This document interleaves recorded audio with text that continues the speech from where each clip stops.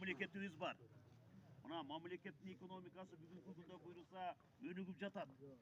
Мына биздин президентибиз ар бир айылда ар бир адамды өзгөчө жөнөкөй карапайым адамдын ар бирин бүгүнкү күндө сурап, ошого кызыгып, ар бир Кыргызстандын жараны татыктуу жашасын деген бир тапшырмаларды коюп бүгүнкү күндө иштеп жатат. Ошондуктан мына Зардалы айылы буга чейин жарыктык жок эле, жол жок эле, байланыш жок эле. Мисалы, бирок 21-кылымга карабастан ушундай нерселер жок эле бизде. Мына бүгүнкү күндө байланыш пайда болду. Мына бүгүн келип туруп Атайы энергетика министри өзү келип, Талай Умекеевич келип мына жарыктыкты берип отурат. Бул жерде бизде жашоого мындайча айтканда үмүт пайда болду. Жашоого бир максат кое турган болдук. Бул жер чоңое турган болду, Зардалы айылы.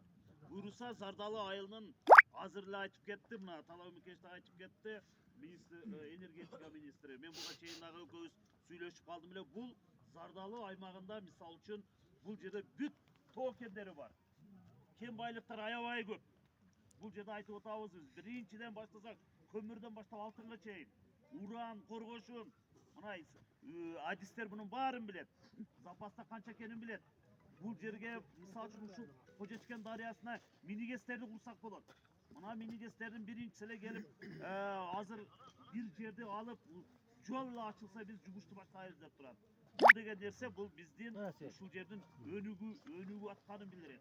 Ошондуктан мына биз баарыбыз баш болуп мына жергиликтүү бийлик, ошону менен бирге бүт энергетика министринин жамааты бул жерге келип, мына бүгүн сиздер менен бирге сиздердин сүйүнүчүңүздөрдү бөлүшүп отурабыз. Ошондуктан мына мамлекетибиз буйруса иштеп жатат. Дагы эле бизге эмне керек экен? Ынтымак, биримдик керек экен. Ынтымак, биримдик болсо баары болот экен. Эч ким ишенбеди эле. Зардалы маселеси көп жылдан бери көтөрүлүп келе жаткан. Мен мисалы үчүн кечээ күнү бул жерге Баткенге келип эле билип калдым эмес. Bundan мен 25 жыл мурун келиптин мен бул жерге. Мына мурун кандай абалда эле, азыр кандай болуп калды? Азыр мында караса көчөлөрдө жарыктык.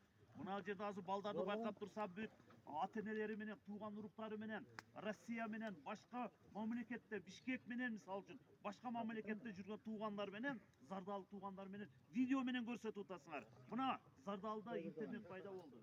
Ошон үчүн мына бийлик бүгүнкү күндө биздин ар бир айылды, ар бир кыргыздын жаранын жакшы татыктуу жашасын деп мына аракетти кылышып атат да. Ошондуктан бунун баары дагы эле айткым келет, мамлекеттүүлүк деп айтылат.